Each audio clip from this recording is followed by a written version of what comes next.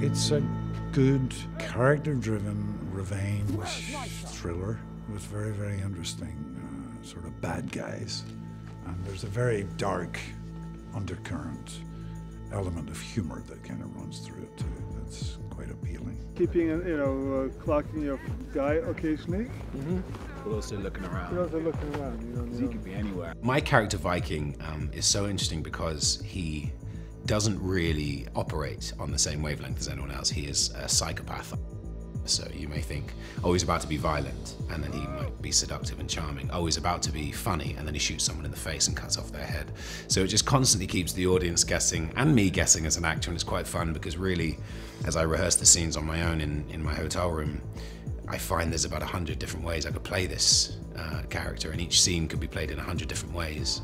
The lines can be completely subverted. I can play them deadpan down the line as they're written. Or I can play around with them and go, actually, what if I make this line funny, even though what I'm saying is horrible, or vice versa.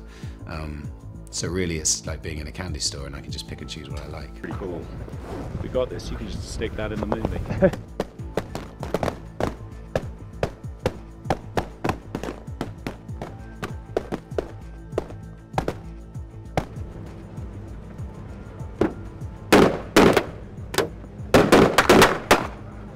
He's a wonderful man to work with. He really is.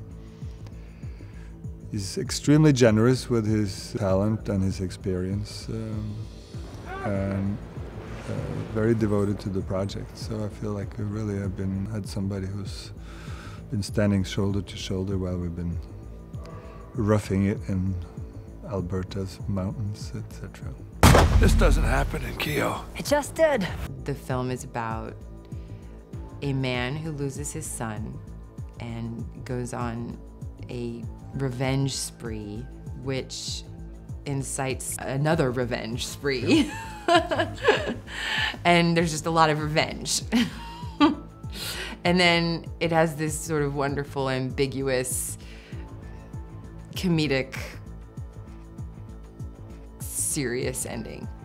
Like, yes, you got it right, I'm off. No, I'm not. So I could open it even further if you like. Nels goes out on this path of vengeance.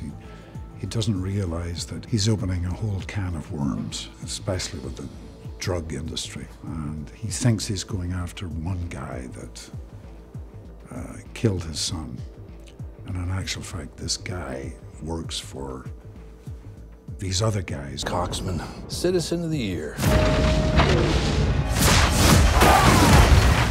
Good for him. This whole vengeance thing escalates into a kind of a whirlwind of vengeance and violence and still having this grain of dark humor running through it, if you can imagine that, but that is the case.